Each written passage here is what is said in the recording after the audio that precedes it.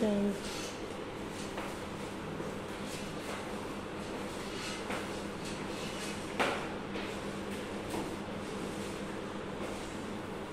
আইসেন আবার।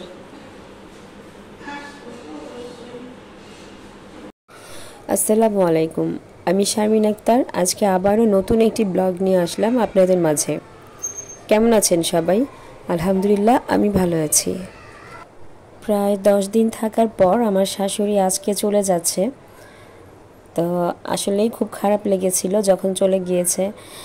ওনাকে কিছুই করতে পারলাম না, এবার আমি অসুস্থই ছিলাম বেশিরভাগ সময়।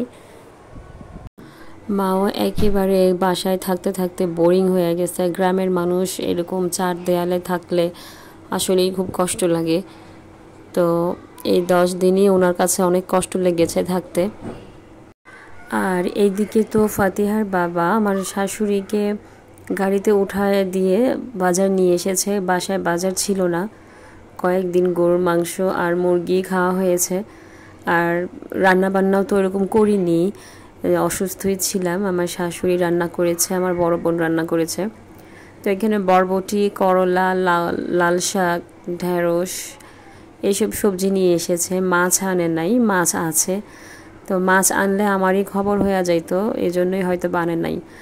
এখানে ফাতিহার বাবাও হেল্প করছে। আপনারা যারা আমার ভিডিও দেখেন তারা তো অবশ্যই জানেন যে আমার ভয়েসটা এরকম না, ঠান্ডা লেগে মানে গলাটা ভেঙে গেছে। তো আমার ভিডিওর কোনো অংশ যদি ভালো লেগে থাকে প্লিজ একটি লাইক দিয়ে দিবেন এবং চ্যানেলটি সাবস্ক্রাইব করে আমার পাশে থাকবেন। আর অলরেডি যারা কাজটি করে দিয়েছেন তাদেরকে অসংখ্য ধন্যবাদ। আর আমি বলেছিলাম যে আমার ব্লাড টেস্ট দিয়েছে, এক্স রে করেছে। তো এক্স রেতে সামান্য একটু ইনফেকশন ধরা পড়েছে লাঞ্চে, আর ব্লাড এগুলো ঠিক আছে। আপনারা দোয়া করবেন যাতে দ্রুত সুস্থ হয়ে আপনাদের মাঝে আমি আবার আগের ভয়েসটা নিয়ে আসতে পারি। আচ্ছা ঠিক আছে, তাহলে ডাক্তারকে দেখাও কি বলে, পরে আমি মানে ইয়ে করবো। আরও তো মনে হয় কিছু টেস্ট করা লাগবে, এখনও তো দেখে। তাহলে ডাক্তার দেখা শেষ হইলে আমার একটু ইয়ে মানে জানাইলে হবে না? হ্যাঁ, ওকে ঠিক আছে।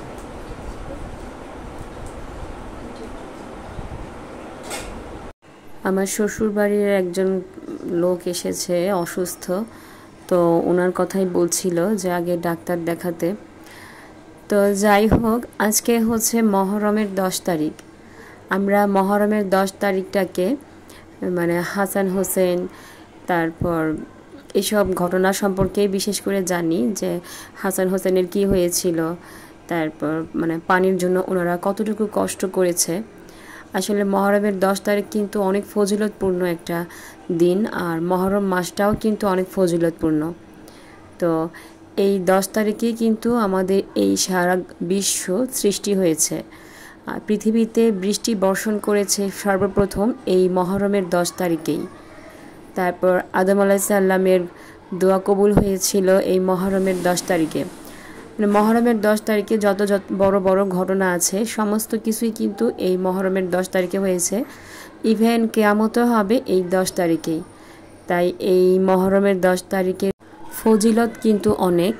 তাই আমাদের মহরমের 10 তারিখে রোজা রাখতে হয়। অবশ্য মহরম মাসে কিন্তু 2টা রোজা অবশ্যই রাখতে হবে, একটা রোজা রাখা যাবে না। অন্যান্য মাসে একটা রোজা রাখা যায়, তবে মহরম মাসে 2টা রোজাই রাখতে হয়। তো আজকে এই পর্যন্তই। আল্লাহ হাফেজ, আসসালামু আলাইকুম।